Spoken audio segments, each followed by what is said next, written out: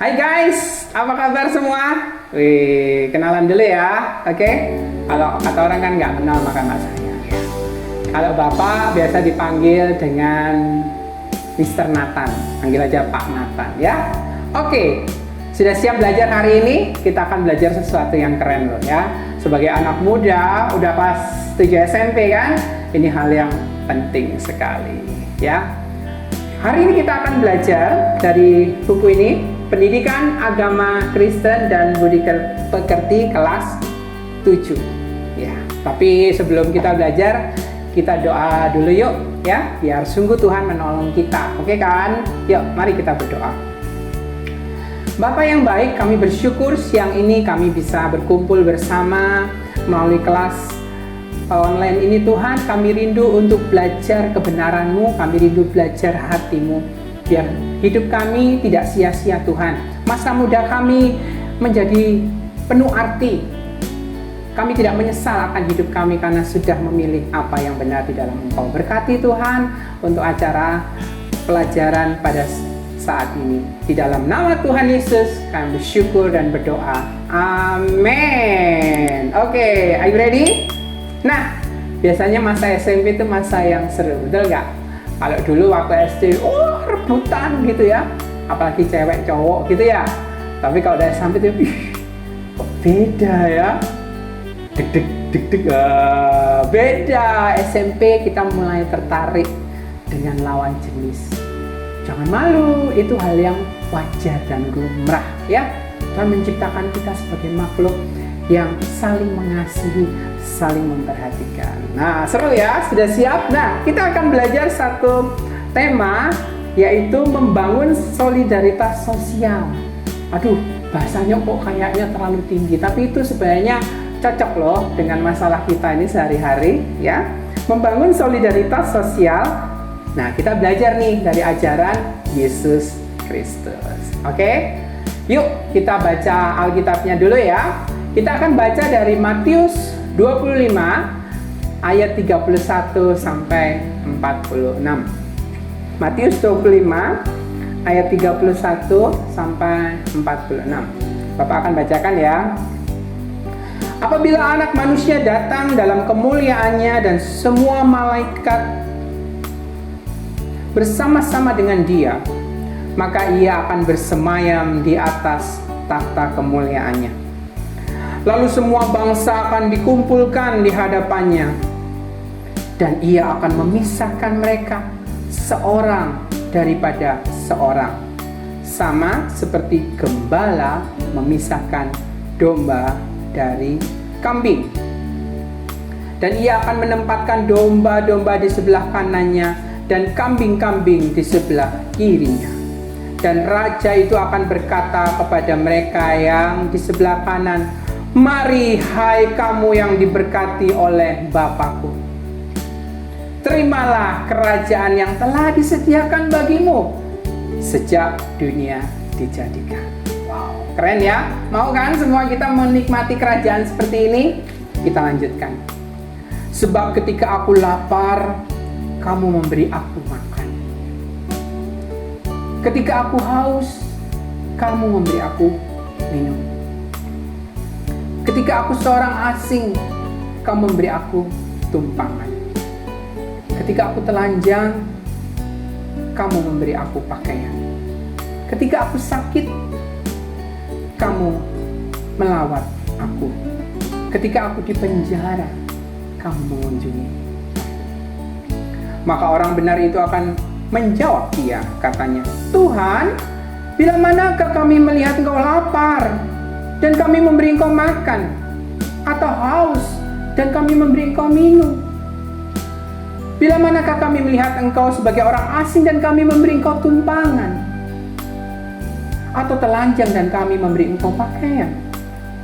Bila manakah kami melihat Engkau sakit atau dalam penjara dan kami mengunjungi Engkau?" Dan raja itu menjawab mereka, "Aku berkata kepadamu, sesungguhnya segala sesuatu yang kamu lakukan untuk salah seorang dari saudaraku yang paling hina ini, kamu telah melakukannya untuk aku. Ya, ini bisa jadi ayat emas juga ya. Matius 25 ayat 40. Ya. Sesungguhnya segala sesuatu yang kamu lakukan untuk saudaraku yang paling hina ini, kamu telah melakukannya untuk aku. Itulah solidaritas. Ya anak-anak, solidaritas. Kita lanjutkan dulu ya sebelum kita lanjut. Yuk lanjut lagi ya. Ayat 41. Dan ia akan berkata kepada mereka yang di sebelah kirinya, "Enyala daripadaku, hai kamu orang-orang terkutuk, enyala ke dalam api yang kekal yang telah sedia untuk iblis dan malaikat-malaikatnya." Marah sekali ya. Sebab ketika aku lapar, kamu tidak memberi aku makan. Ketika aku haus, kamu tidak memberi aku minum. Ketika aku seorang asing, kamu tidak memberi aku tumpangan. Ketika aku telanjang, kamu tidak memberi aku pakaian. Ketika aku sakit dan dalam penjara, kamu tidak melawat aku. Wow. Ngeri ya. Lalu mereka pun akan menjawab dia, katanya, "Tuhan, bila mana kami melihat Engkau lapar, haus, ataupun sebagai orang asing, atau telanjang, atau sakit, atau dalam penjara, dan kami tidak melayani Engkau?" Kenapa? Mereka ketakutan. Sebentar lagi mereka akan dimasukkan ke neraka. Mereka mencoba membela diri. Ya anak-anak, apa kata raja itu?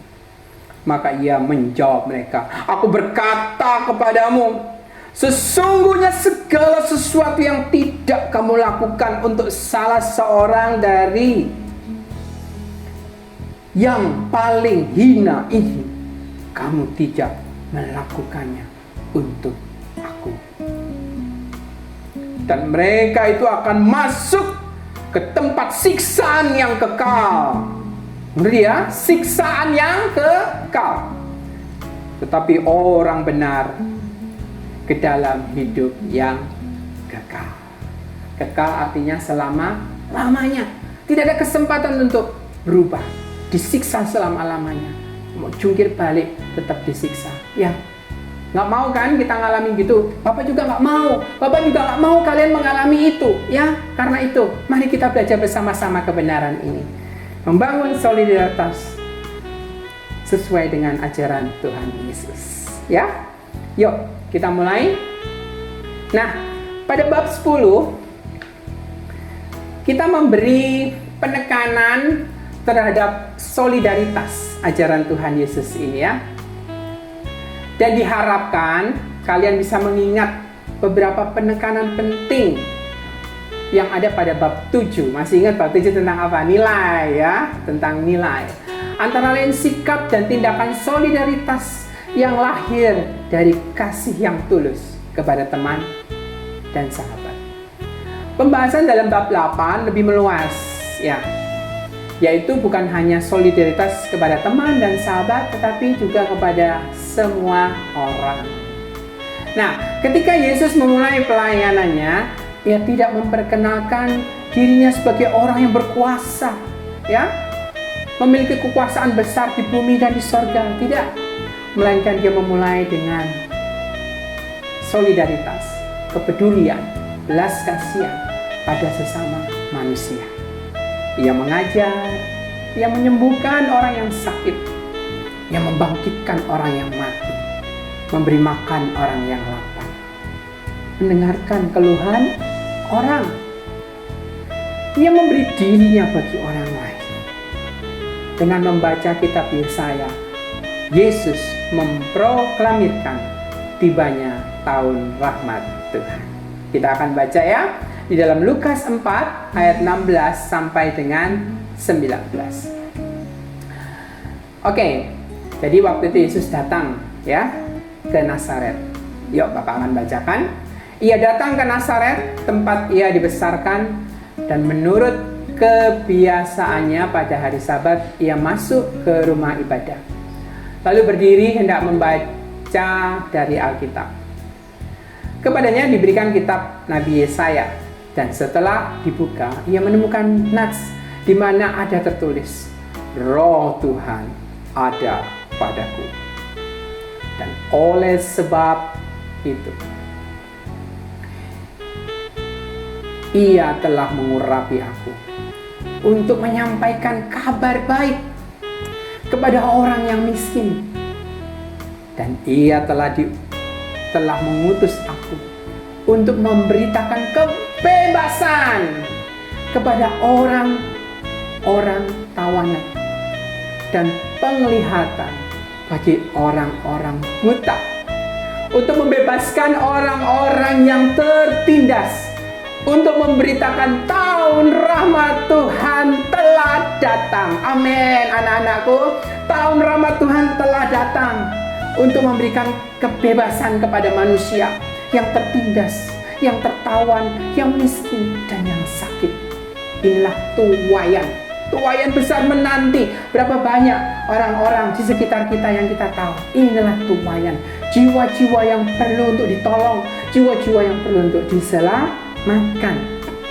Nah, jadi dengan proklamasi yang Tuhan Yesus lakukan, ya, bagi sesama, terutama bagi mereka yang ada dalam penderitaan, seluruh pekerjaan dan pelayanan Yesus dilandasi oleh cinta kasih, belas kasihan yang tulus kepada manusia. Ya, nah, kalau kita menyembah Tuhan yang hidup di dalam nama Tuhan Yesus, Tuhan pun rindu kita masuk dalam hidup yang sama, ya, untuk melayani dengan penuh cinta kasih, memperhatikan mereka yang terhilang. Inilah salah satu kata besar Tuhan Yesus, ya.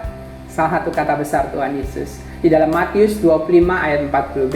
Segala sesuatu yang kamu lakukan untuk salah seorang dari saudaramu yang paling hina ini, kamu telah melakukannya untuk aku. Wow, Tuhan kita begitu dekat, ya. Kita nggak usah cari-cari Tuhan di mana, ya.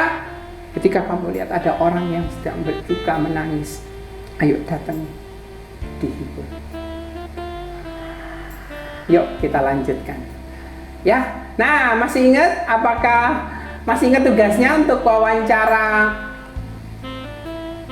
dari akhir pelajaran sebelumnya? Sudah dilakukan? Kalau sudah dilakukan, mungkin boleh di-share, ya, biar Bapak juga ikut baca, ya, bagaimana hasil wawancara kalian. Boleh dibaca di komentar ini, ya, biar Bapak juga bisa ikut mendengar. Oke, ya.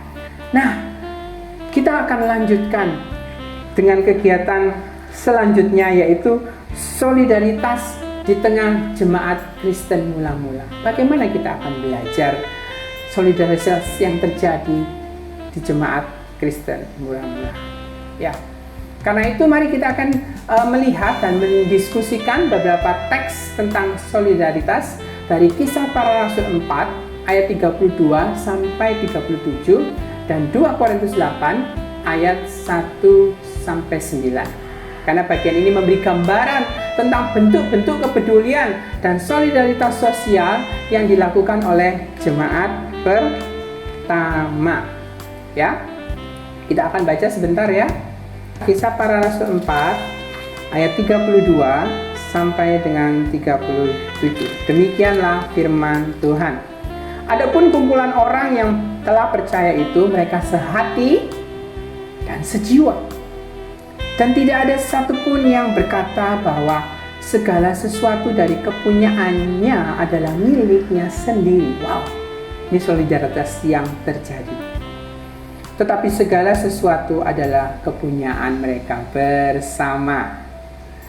Dan dengan kuasa yang besar, rasul-rasul memberi kesaksian tentang kebangkitan Tuhan Yesus. Dan mereka semua hidup dalam kasih karunia yang berlimpah-limpah. Sebab tidak ada seorang pun yang kekurangan di antara mereka. Karena semua orang yang mempunyai tanah atau rumah menjual kepunyaannya. Dan hasilnya itu mereka bawa. Dan mereka letakkan di depan kaki rasul-rasul. Lalu dibagi-bagikan kepada setiap orang sesuai dengan keperluannya. Demikian pula dengan Yusuf, yang oleh rasul-rasul disebut Barnabas artinya anak penghiburan, seorang Lewi dari Siprus. Ia menjual ladangnya, miliknya, lalu membawa uangnya itu dan meletakkannya di depan kaki rasul-rasul. Wow, inilah solidaritas yang sudah terjadi. Bukan akan terjadi, tapi sudah terjadi. Dan Tuhan mau solidaritas yang sama yang berlaku di jemaat yang tertulis di Kisah Para Rasul ini juga terjadi dalam hidup kita. Mau kan anak-anak kita alami itu, ya? Solidaritas yang luar biasa, sehingga tidak ada lagi yang menjadi milikku, tapi menjadi milik kita bersama di antara saudara seiman, ya.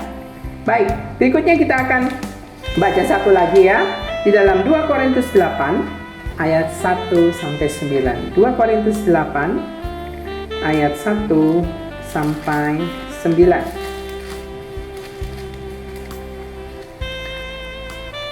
2 Korintus 8 ayat 1 sampai dengan 9, judulnya pelayanan kasih. Saudara-saudara, kami hendak memberitahukan kepada kamu tentang kasih karunia yang dianugerahkan kepada jemaat-jemaat Makedonia. Selagi dicobai dengan berat dan berbagai penderitaan, sukacita mereka meluap. Dan meskipun mereka sangat miskin, namun mereka kaya dalam kemurahan. Wow, dahsyat ya. Aku bersaksi bahwa mereka telah memberikan menurut kemampuan mereka, bahkan melampaui kemampuan mereka. Dengan kerelaan sendiri mereka meminta dan mendesak kepada kami supaya mereka juga beroleh kasih karunia untuk mengambil bagian dalam pelayanan orang-orang kudus. Ayo, berikan aku kesempatan dong untuk memberi, ya. Bukan minta-minta, malah kebalikannya. Ayo, ya, kasih aku dong. Bukan gitu, malah ayo berikan kesempatan dong aku biar aku bisa memberi. Wow, karakter yang luar biasa ya. Inilah solidaritas yang Tuhan mau kita miliki, ya. Mereka memberi lebih daripada yang kami harapkan. Mereka memberikan diri mereka pertama-tama kepada Allah, kemudian oleh karena kehendak Allah juga kepada kami. Sebab itu kami mendesak kepada Titus supaya ia mengunjungi kamu dan menyelesaikan pelayanan kasih itu sebagaimana ia telah memulainya. Maka sekarang sama seperti kamu kaya dengan segala sesuatu, dalam iman, dalam perkataan, dalam pengetahuan, dalam kesungguhan untuk membantu, dan dalam kasihmu terhadap kami, demikianlah juga hendaknya kamu kaya dalam pelayanan kasih ini. Wow, inilah anak-anakku suatu solidaritas, ya. Kalau gampangnya apa ya? Kepedulian yang Tuhan rindu kita miliki dan kita alami. Kemudian coba kita bandingkan dengan gereja kita masing-masing, ya. Hasil wawancaramu, coba apa saja bentuk kepedulian dan solidaritas sosial yang sudah dilakukan jemaat di gerejamu? Apakah ada bentuk program berkelanjutan atau hanya Natal atau Paskah? Ya, oke. Ya, hal ini menjadi teguran ya anak-anak, tapi juga menjadi dorongan. Inilah hati Tuhan bagi kita. Kalau selama ini kalian belum, yuk kita melangkah. Nah, kita main role play dulu ya. Kalau bisa, kalian bisa lakukan role play ini. Isi ceritanya seperti ini ya.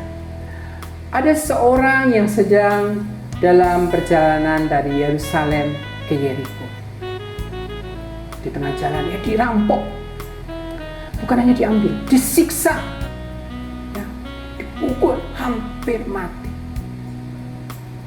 dan dibuang begitu saja di tengah jalan. Derita, sakit, ada harapan. Tiba-tiba beberapa saat lewatlah seorang pendeta dengan mungkin pakaiannya yang imam ya, imam atau pendeta siap mau melayani hari Minggu. Aku udah ditunggu jemaatku nih ya. Ada orang yang sedang jatuh. Aduh, di bajuku kotor. Aku lewat pinggir akhirnya pergi. Ada lagi orang Lewi ya.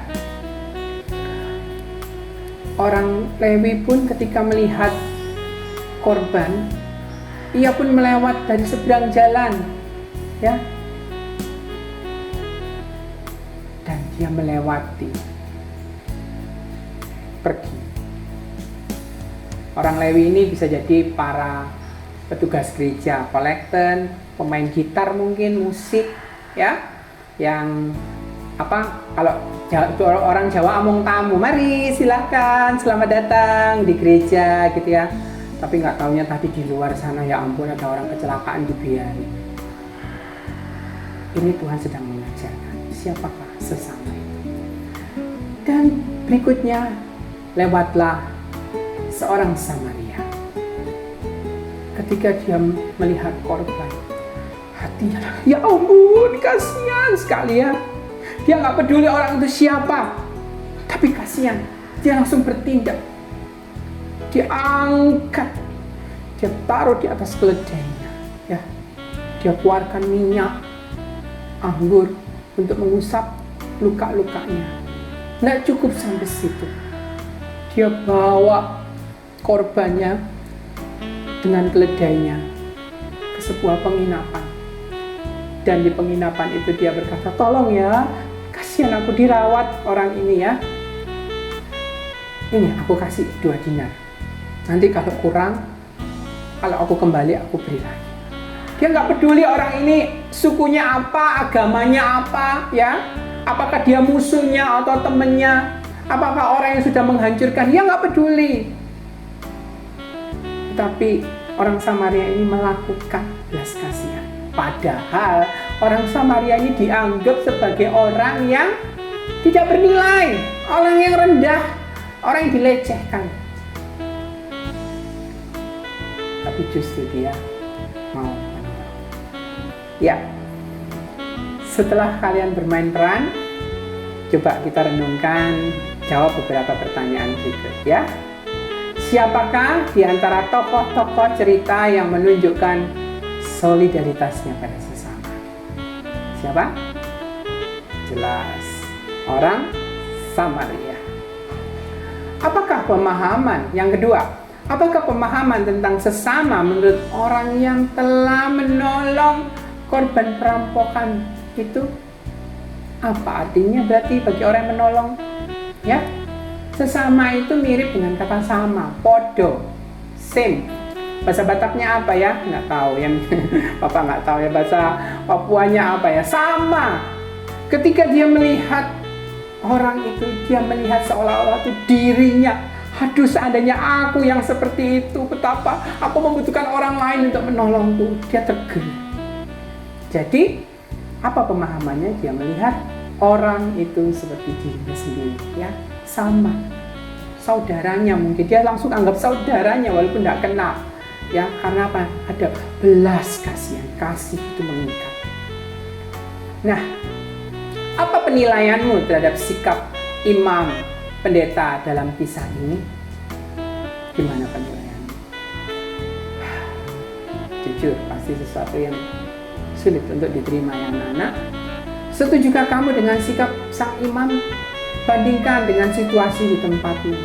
Apakah ada imam yang bersikap seperti imam dalam kisah ini? Wow, ini berat. Betul ya? Kalau kalian tahu, sudah buat dalam doa aja, Tuhan berkati orang itu. Bukan bagian kita untuk menghakimi, bagian kita adalah mengasihi. Ya. Namun tidak setiap imam seperti itu, ya kan? Banyak juga pendeta yang mau berkorban, bahkan kehilangan nyawanya demi domba-dombanya. Ya, namun ini satu pelajaran yang penting. Nah, keempat, apa penilaianmu terhadap sikap orang Lewi? Gimana penilaian? Ya, sama. Ya, seperti imam kurang lebih. Dia lebih mementingkan pelayanan, tugas, keharusan daripada sesamanya. Apakah pesan yang ingin disampaikan oleh Yesus melalui cerita dan perumpamaan ini? Apakah pesannya? Pesannya adalah ketika kamu melihat orang yang membutuhkan, orang yang menderita. Jangan tunda lagi. Ayo bertindak. Ya. Disitulah kasih Allah akan mengalir dalam hidup. Segeralah bertindak, menolong. Jangan ragu. Mungkin kalian merasa, aduh aku malu, aku minder ya. Aku nih siapa gitu ya, temanku lu api-api, nanti aku diejek, dipermalukan. Gak usah pikirkan itu. Kita melihat kepada orang yang menderita itu, maka kita tidak akan bingung lagi dengan diri kita. Kasih itu memberi.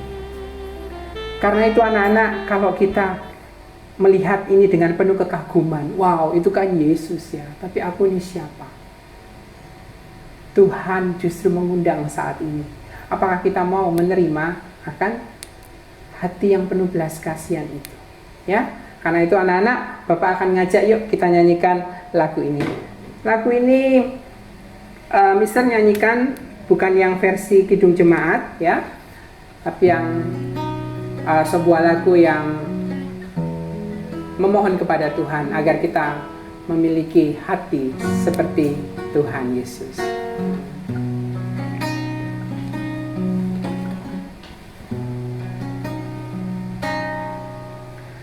Berikan ku hati seperti hatimu yang penuh dengan belas kasihan.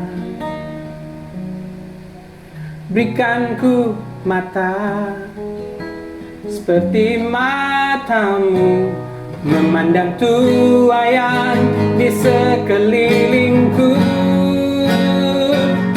Berikan ku tanganmu untuk melakukan tugasmu.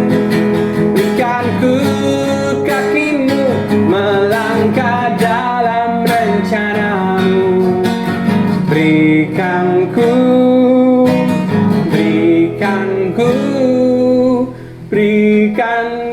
hatimu.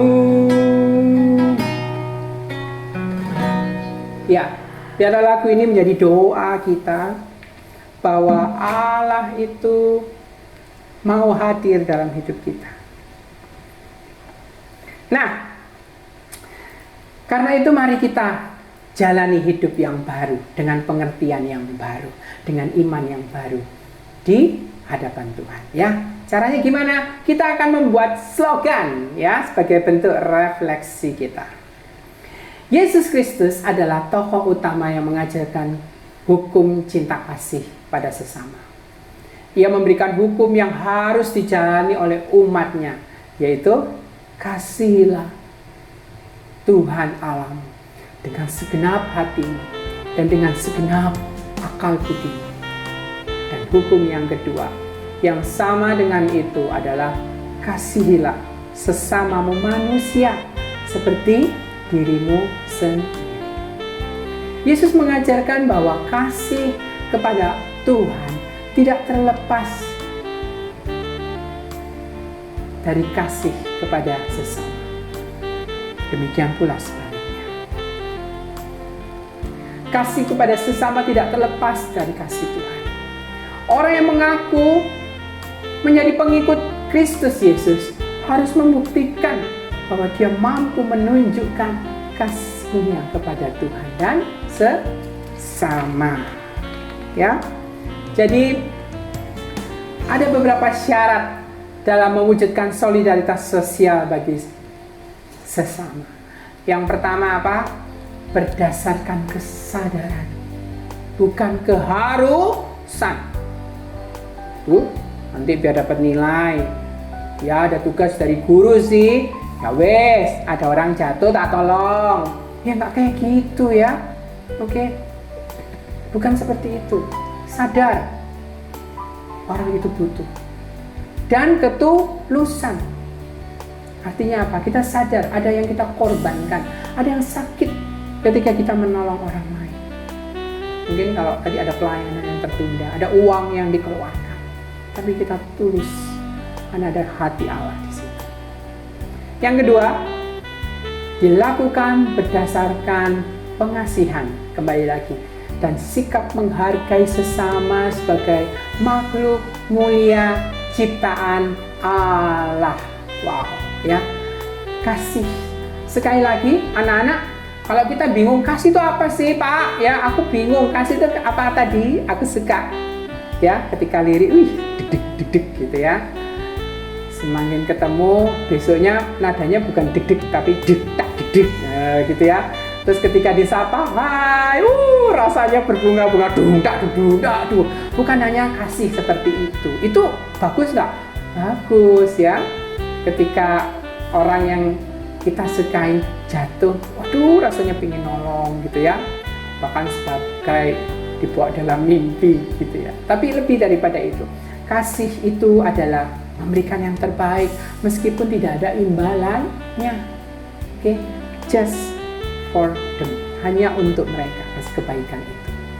Kita senang mereka bahagia, kita senang mereka selamat, dan menghargai sebagai makhluk mulia ciptaan Tuhan. Nah, ini hati-hati anak-anak, penting sekali.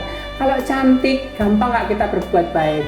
Makan, ada cewek cantik, ya, nggak punya duduk, ayo silakan gitu ya. Terus ada makan, ada cewek udah bau, nggak enak, ada duduk malah diusir. Nah, bukan gitu ya. Sesama, sebobrok-bobroknya, sebau-baunya, ya, apalagi ya, sejelek-jeleknya orang, nggak karuan mungkin. Kalau namanya manusia, dia adalah gambar dan rupa Allah. Dia adalah makhluk yang memiliki nilai kekal, yang perlu kita hormati dan kita sayangi. Jangan sampai Tuhan marah dan berkata, enyah kamu dari hadapanku, hai kamu pembuat kejahatan. Ya, pengemis di tengah jalan, mungkin orang yang begitu lusuh. Selama itu manusia, dia lebih berharga dari anjing, dari kucing, dari apapun yang begitu mahal. Berminatnya, manusia sejelek-jeleknya dia jauh lebih bernilai, kan? Dia mulai nilai kekekalan, dia akan hidup selama-lamanya, dan kamu mungkin bertemu dengan dia di surga. Karena itu, mari kita memiliki nilai ini, ya. Selama dia manusia, ayo hormati. Nah, yang ketiga, dilakukan sebagai wujud iman percaya. Aku percaya Tuhan yang menciptakan dia. Aku percaya Tuhan yang mengasihiku. Dan aku mau menikmati kasih Tuhan dan mau menyalurkan kasih Tuhan. Ya, anak-anak silakan tulis refleksi mengenai wujud iman dan bentuk karya nyata bagi sesama. Kemudian buatlah slogan, ya, yang bertemakan solidaritas terhadap sesama. Slogan ditulis di atas gambar yang menunjukkan aksi solidaritas tersebut, ya. Slogan adalah semboyan yang bersifat mengajak dan mempengaruhi diri sendiri dan orang lain untuk melakukan sesuatu. Nah, ini ada contoh slogan ya. Contohnya, mari wujudkan iman dalam aksi menolong sesama. Dan gambarnya Oke, Bapak kasih contoh yang lain ya. Contohnya, melayani adalah sebuah kehormatan. Oke, jadi kalau kita lagi jalan, kita lihat ada orang yang membutuhkan, melayani ada sebuah kehormatan. Oh ya, mari kita tolong. Ya, seperti itu.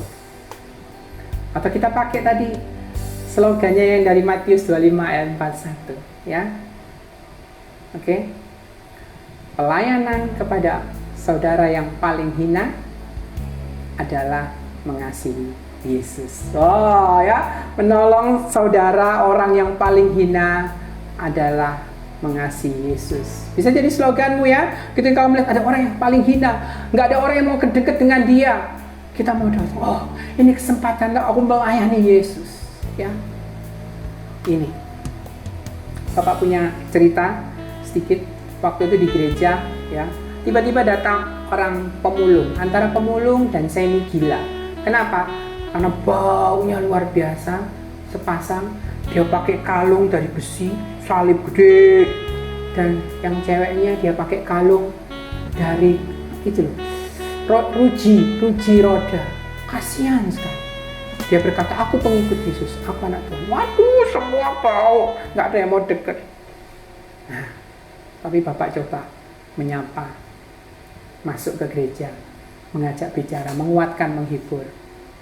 Dan waktu itu di gereja kami ada makan, kita beri makanan. Ya, kalian bisa pun melakukan itu di sekeliling kalian. Baik, kita masuk kepada kesimpulan ya. Rangkuman.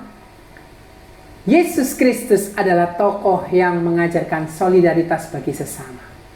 Ia mengajarkan untuk solider terhadap sesama tanpa memandang berbagai latar belakang dan perbedaan yang ada. Bahkan perintah baru yang diberikan pada umatnya adalah mengasihi sesama manusia tanpa kecuali. Apapun yang kita lakukan terhadap sesama kita, mendengarkan mereka, peduli pada mereka, dan memberikan bantuan yang mereka butuhkan. Maka dengan demikian kita telah melakukannya untuk Yesus. Baik anak-anak, sebelum Bapak akhiri ada satu yang Bapak ingin sampaikan. Hati-hati ya antara solidaritas. Kalau temanmu menderita, kita bantu. Temanmu menderita karena pingin nyuri, karena pingin nyontek, aku solidaritas. Apakah benar? Bukan. Sekali lagi, dasar solidaritas adalah kasih yang dibatasi oleh kebaikan, kebutuhan orang itu, bukan keinginan orang itu. Hati-hati anak-anak.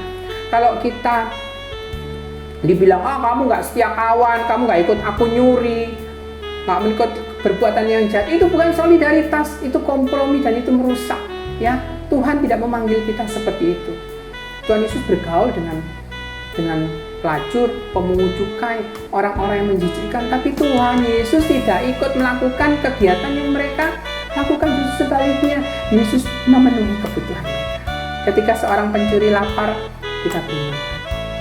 Ketika seorang perampok mungkin haus, ya, kita bisa beri minum. Tapi harus hati-hati ya, minta hikmat Tuhan. Itu maksudnya. Kalau kita tidak bisa menjangkau dengan tangan kita bisa menjangkau dengan lutut kita. Kita doakan mereka, kita berkati mereka. Itulah solidaritas yang Tuhan ingin kita miliki dalam hidup. Baik anak-anak, mari kita nyanyikan lagu tadi sebagai bentuk syukur kita dan sembah kita kepada Tuhan untuk pelajaran hari ini. Berikan ku hati. Oh, terima kasih Tuhan. Kami bersyukur boleh mengenal Allah yang penuh kasih. Allah yang begitu mengerti akan setiap penderitaan kami. Engkau bukan hanya mau menyelamatkan kami, mau menyembuhkan kami, namun Engkau juga rindu untuk menyelamatkan sesama kami. Berikan hati kami Tuhan. Berikan ku hati seperti hatimu yang penuh dengan belas kasihan. Berikan ku mata seperti matamu, memandang tua yang di sekelilingku. Berikan ku tanganmu untuk melakukan tugasku. Berikan ku kakimu melangkah dalam rencanamu. Berikan